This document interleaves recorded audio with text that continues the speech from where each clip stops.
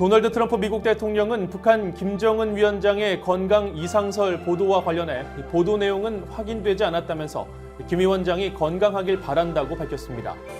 트럼프 대통령은 21일 신종 코로나 바이러스 태스크포스 브리핑에서 관련 질문을 받고 김 위원장이 위중한 상태라는 보도를 접했으며 정확한 내용은 알 수 없지만 김 위원장이 위중한 상태라는 보도대로라면 자신이 할 수 있는 말은 김 위원장이 건강하길 바라며 행운이 있길 바란다는 말이라고 밝혔습니다. 앞서 로버트 오브라이언 백악관 국가안보보좌관은 북한 김정은 위원장의 건강 이상설 보도와 관련해 김 위원장이 어떤 상태인지 모른다며 상황이 어떻게 될지 예의주시해야 한다고 말했습니다. 오브라이언 보좌관은 21일 백악관에서 기자들과 만나 북한의 정치적 승계가 어떻게 이루어질지에 대한 질문을 받고 이같이 말하면서 기본적으로 알 수 있는 가정 상황은 가족 중 누군가가 될 것이라면서도 이에 대해 얘기하기는 너무 이르다고 밝혔습니다. 또 폭스뉴스 인터뷰에서는 미국이 김 위원장 관련 보도를 예의주시하고 있다면서 북한은 매우 폐쇄적인 사회로 자유로운 언론도 없고 김정은의 건강 등 많은 것들에 대한 정보 제공에 인색하기 때문에 우리는 그러한 전개 상황들을 면밀히 모니터하고 있다고 말했습니다. 북한의 대륙간 탄도미사일 ICBM 역량은 미국 본토를 타격할 수 있다는 평가가 미국 국방부 고위 당국자를 통해 다시 나왔습니다. 이 당국자는 발전 속도를 예측하기 어려운 북한의 미사일 위협에 대응하기 위해 방어 역량과 발사전 추적 능력을 강화할 것이라고 밝혔습니다. 김시영 기자가 보도합니다. 미국 국방부의 핵미사일 방어 정책 담당 로버트 수퍼 부차관보는 21일 허드슨 연구소가 주최한 미사일 방어 관련 대담에서 북한이 미국 본토를 공격할 대륙간 탄도미사일 ICBM 역량을 갖췄다고 밝혔습니다. 북한이 북핵 관련 위협 요소들을 계속 늘려왔고 고정식과 이동식 발사대를 함께 운용해온 만큼 이런 위협들을 감안해 평가해야 한다고 강조했습니다. I think this is pretty well understood given the level of nuclear testing that North Korea has been conducting, as well as the ICBM tests. We believe North Korea has a technical capability to attack the homeland with an ICBM.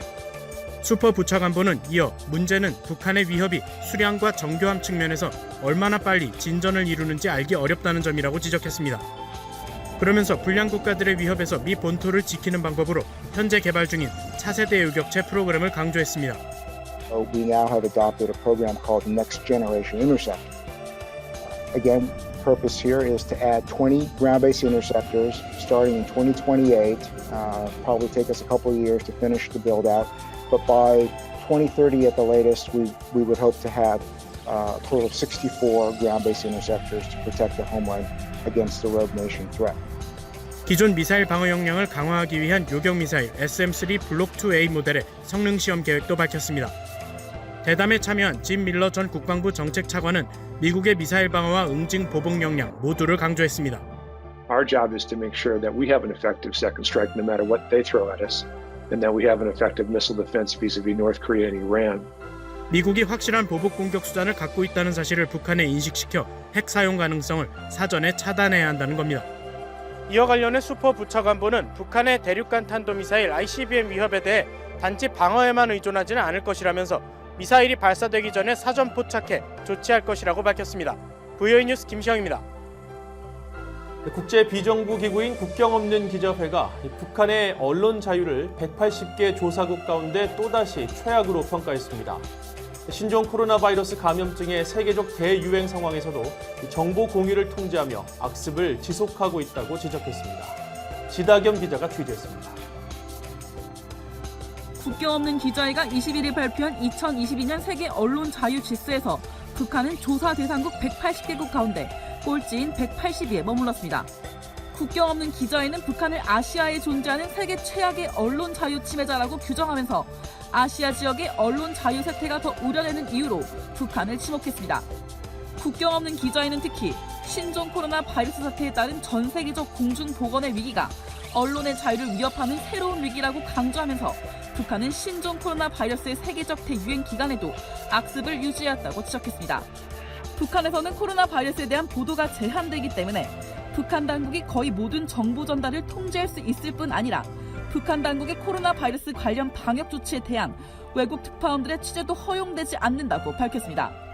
이어 북한 정권은 대중을 무지한 상태로 만들고 공식 코로나 바이러스 확진자가 한 명도 없다고 주장하면서도 국제사회에는 도움을 요청했다고 비판했습니다. 국경 없는 기자회의 세드릭 알비아니 동아시아 국장은 중국 당국의 코로나 대응 사례를 지목하면서 국가의 언론 검열이 세계적으로 어떤 문제를 야기할 수 있는지 배워야 한다고 강조했습니다.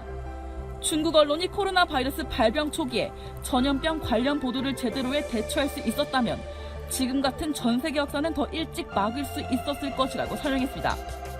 We can learn something. We can learn that censorship in one country is not the problem of the people in this country. It is a global problem because censorship somewhere can have consequences at the other end of the world. So in the case of North Korea, nobody can say that censorship in North Korea is only the problem of the North Koreans. It is a global problem.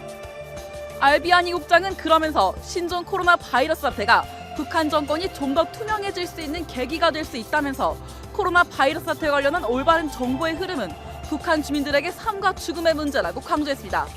프리뉴스 지다겸입니다. 중국이 올해 들어 북한에 공급한 정제유 양이 지난 2017년 이후 최저 수준인 것으로 파악됐습니다.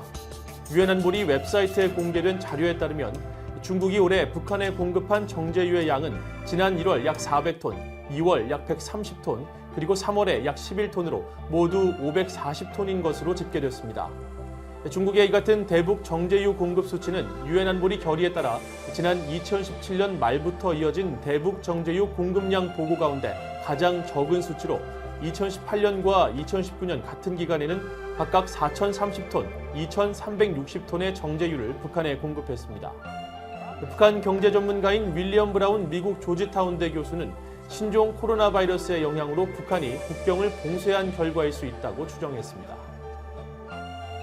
미국 국무부는 북한의 대북 제재 회피 상황들을 밝힌 최근 유엔 안보리 대북제재위원회 전문가 패널 보고서에 대해 환영의 뜻을 밝히면서 중국의 유엔 안보리 대북 결의 의무 준수를 촉구했습니다. 국무부 대변인실 관계자는 21일 전문가 패널 보고서에 대한 BOA의 논평 요청에 보고서는 대북 제재를 제대로 이행하지 않는 사례들을 지적하고 있다면서 이같이 밝혔습니다. 이 관계자는 이어 보고서가 명확히 보여주듯이 중국 해안에서 북한에 득이 되는 연료와 석탄 밀수 활동이 만연해 있다면서 중국은 자국 업체들이 밀수에 연루되지 않도록 대북 제재 이행에 적극 나서야 한다고 강조하고 중국은 다른 유엔 회원국들처럼 유엔 안보리에서 만장일치로 채택된 대북 결의 의무를 다하길 바란다고 밝혔습니다. 쉽고 재미있는 시사경제 페페TV에서 사랑하는 대한민국 국민 여러분께 말씀드립니다. 우리나라 영토인 독도, 최근에 이 독도를 지도에서 지워서 논란이 가속되고 있는 기업이 있습니다. 바로 애플인데요. 애플의 지도 어플리케이션에는 독도가 검색되지 않고 있습니다. 특히 구글 지도는 10km 축적에서도 표기되는데 애플 지도에서는 7.5km 축적에서부터 독도가 보이지 않지만 일본에서 애플 지도에 접속했을 때에는 독도가 다케시마라고 나오고 있어 논란은 더 커지고 있습니다. 아니 저기요 아베씨, 지금 독도 일본 거라고 우길 때가 아닌 것 같은데 본인 지지율이랑 나라 꼴이 엉망진창이 되어가고 있는데 그런 억지 부릴 시간이 있어요. 자국의 영토를 가지고 골머리를 앓고 있는 국가는 베트남도 마찬가지입니다. 베트남은 상황이 심각해져 군사적으로까지 긴장감이 고조되고 있는 상황에 주변국가 연합까지 형성해 대항하고 있다는데요. 이래저래 고민이 깊어질 수밖에 없는 베트남에 대해 자세히 알아보겠습니다. 페페TV 팩트 체크. 베트남이 세계적 SNS인 페이스북에 제대로 뿌리 났습니다. 중국과 영토 분쟁 중인 자국의 섬이 페이스북에서 일시적으로 보여지지 않았기 때문입니다. 현재 파라셀 군도와 프레틀리 제도에서 중국과 영유권 분쟁 중인 베트남은 예민한 반응입니다. 지난 2018년에 이어 두 번째로 발생한 상황이기 때문입니다. 페이스북은 파라셀 군도와 스프레틀리 제도를 중국 영토로 표기했다가 나중에 기술적 문제라며 이를 수정한 적이 있습니다. 이와 관련해 페이스북은 분쟁 지역이나 기타 민감한 지리적 영역에서 중립적인 입장을 견지하고 있다고 전했습니다. 하지만 베트남 페이스북 대표는 공식적으로 아직 이 문제에 대해 언급하지 않고 있습니다. VN 익스프레스는 페이스북 측에서는 기술적 문제라고 했지만 페이스북의 광고 타겟이 중국일 때 해당 섬들이 나타났다. 베트남은 파라셀 군도와 스프래틀리 제도에 대한 영유권 주장을 할 수 있는 충분한 법적 근거와 역사적 증거를 가지고 있다고 주장했습니다. 베트남은 중국이 지난 1974년 남베트남에서 파라셀 군도를 무력으로 점령한 데 이어 지난 1988년부터 스프래틀리 군도의 여러 암초를 불법 점거하고 있다는 입장입니다. 이로 인해 최근 베트남과 중국은 남중국해에서 지속적으로 충돌하고 있습니다. 최근에도 중국 해양탐사선 하이안디즈 8호가 베트남 중남부 빈딘성에서 138km에서 158km 가량 떨어진 베트남의 배타적 경제수역에 자국 해양 경비함을 대동하고 진입하는가 하면 수차례 분쟁이 불거진 지역입니다.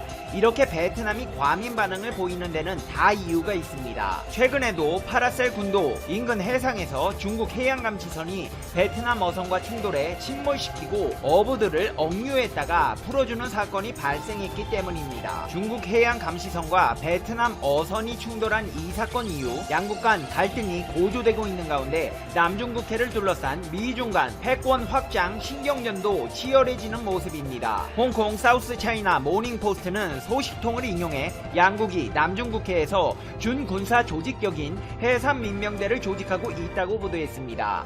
해삼민병대는 어선이 대부분이지만 국가가 지원하는 어선 활동은 양국의 무력 도발을 일으킬 수 있는 상황입니다. 중국 해양감시선이 베트남 어선을 침몰시키고 어선에 승선해 있던 어부 8명을 억류했다 풀어준 사건을 계기로 베트남은 중국 측에 진상조사와 재발방지, 손해배상을 요구했고 필리핀과 미국 등은 중국이 월권 행위를 했다고 비난했습니다. 중국은 오래전부터 남중국해 구단선 문제로 주변국과 문제를 일으켰습니다.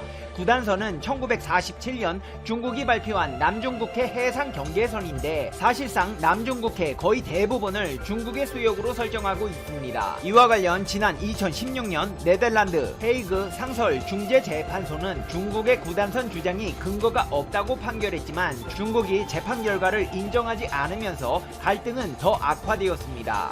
베트남 측은 이번 문제를 좌시하지 않겠다는 입장입니다. 베트남 정부는 안토니오 구테우스 UN 사무총장에게 서한을 보내 중국의 남중국해 영유권 주장을 비판하기도 했습니다. 하지만 베트남의 이런 주장은 약육 강식의 국제사회에서 통할 리가 없습니다. 남중국해를 장악한 중국의 해삼민병대 규모가 워낙 막강하기 때문에 베트남이 중국을 상대하기는 역부족이라는 의견이 대부분입니다. 사우스 차이나 모닝포스트에 따르면 베트남 경제정책연구소 선임연구원이 발표한 지표를 인용해 중국의 어선은 무력동선 37만 척과 동력선 76만 2천 척으로 세계 최대 규모를 자랑하지만 베트남은 8천 척에 불과하다고 설명했습니다. 이같이 불리한 상황 속에서 베트남은 머리를 썼습니다. 미국의 손을 내민 것입니다. 베트남의 손을 잡은 미국은 베트남 입장에서 중국을 비판했습니다. 최근 미국 국무부의 모건 오테이거스 대변인은 성명을 통해 남중국해에서 중국의 불법적인 해상 영유권 주장을 심각하게 우려한다고 말했습니다. 오테이거스 대변인은 이번 사건은 남중국해에서 불법적인 해상 영유권을 주장하고 동남아시아 이웃들에게 손해를 입혀온 일련의 중국 측 행위의 연장선상이라고 강조했습니다. 이어 중국은 현 사태 발발 이후에도 프레틀리 제도 내 수비 암초 및 피어리 크로스 암초에 새로운 연구 기지들을 세웠다고 발표하고 피어리 크로스 암초에는 특수 군용기까지 착륙시켰다고 덧붙였습니다. 오테이거스 대변인은 중국은 전염병 사태와 맞서 싸우는 국제사회의 노력을 지원하는 데 집중하고 남중국해 불법적 영유권 확대를 위해 다른 국가들이 전염병 해결에 신경이 가 있는 상황을 악용하는 행위를 중단하라고 촉구했습니다. 미국의 발언에 용기를 얻은 베트남도 외교부 대변인을 통해 이번 사건에 대한 중국 측의 조사를 촉구하는 한편 중국 선박이 향후 이런 행동을 반복하지 않도록 엄정한 조처를 할 것과 베트남 선원들이 입은 피해에 대해서는 손해배상을 할 것을 중국 정부에 요청했습니다. 상황이 이렇게 되자 미국의 발언에 발끈한 중국도 날을 세우며 미중 양국 간 군사적 긴장도 고조되고 있는 상황입니다. 앞서 지난 10일에서 12일엔 미국 해군 7함대 이지스 구축함인 베리함이 대만 해협을 통과하면서 사실상의 휴전선인 중간선에 중국 측 해역으로 항행했습니다. 미군 해군 함정은 지난 2018년 하반기부터 거의 매달 대만 해협을 통과하고 있지만 중국 측 해역을 통과하는 것은 이례적입니다. 대만 해협은 중국과 대만 사이에 동중국해와 남중국해를 연결하는 해협입니다. 중국도 가만히 있지 않았습니다. 이달 남중국해 일대에서 대규모 해상훈련을 진행하는 등 군사활동을 활발하게 진행했습니다. 이를 지켜본 칼 슈스터 전 미국 태평양 사령부 합동정보센터 작전국장은 중국이 전염병 사태로 인한 미군의 혼란을 틈타 남중국해에서의 군사 의지를 드러내고 있다고 생각한다고 했습니다. 오래 싸움으로 번져버린 이번 상황의 원인을 제공한 베트남이 중국과 대립하고 있는 것은 영토뿐만이 아닙니다. 전염병 사태 책임에 대해 온라인 대전을 펼치고 있습니다. 주로 베트남과 주변국들이 한 팀이 되어 중국을 상대하고 있는 형국입니다. 이번 사태의 발원지인 중국이 자국 방역에 대해 자화자찬하자 세계 곳곳에서 반발 움직임이 포착되고 있습니다. 영국 로이터 통신은 중국 네티즌들과 태국, 대만, 홍콩, 베트남 네티즌들이 온라인 전투를 치르고 있다고 보도했습니다. 중국이 자국 의료 방역의 우수성을 강조하며 중국이 세계에 기여했다고 선전하고 있는 가운데 세계 곳곳에서 이에 대해 반발하는 움직임이 나타나고 있는 것입니다. 중국 네티즌들과 태국, 대만, 홍콩, 베트남 네티즌들이 소셜미디어에서 다국적 전쟁을 치르고 있는데 이 전쟁은 태국 여성 모델인 위라야 수카람이 소셜미디어를 통해 이번 사태가 중국 우한의 실험실에서 왔을 수 있다는 다른 네티즌의 트위터 글을 공유하면서 촉발되었습니다. 중국 네티즌은 우한 발언 주장을 비판하는 한편 그녀가 과거 대만이 중국의 일부가 아니었다는 글을 올린 적이 있다며 사과를 요구했습니다. 반면 태국 네티즌들은 언론의 자유라고 맞섰습니다. 대만 네티즌들은 태국과의 버블티 동맹을 선포하며 거들었습니다. 필리핀 네티즌은 중국의 남중국해 세력 확대 야욕을 비판하고 나섰고 현재 SNS에 게시된 관련 글만 수백만 건에 달합니다. 결국 평소 중국의 감정이 좋지 않던 베트남 네티즌까지 가세해 동남아시아 국가들과 중국의 갈등은 극으로 치닫고 있습니다. 이렇게 위기에 몰린 중국은 전염병 사태에 대해 중국은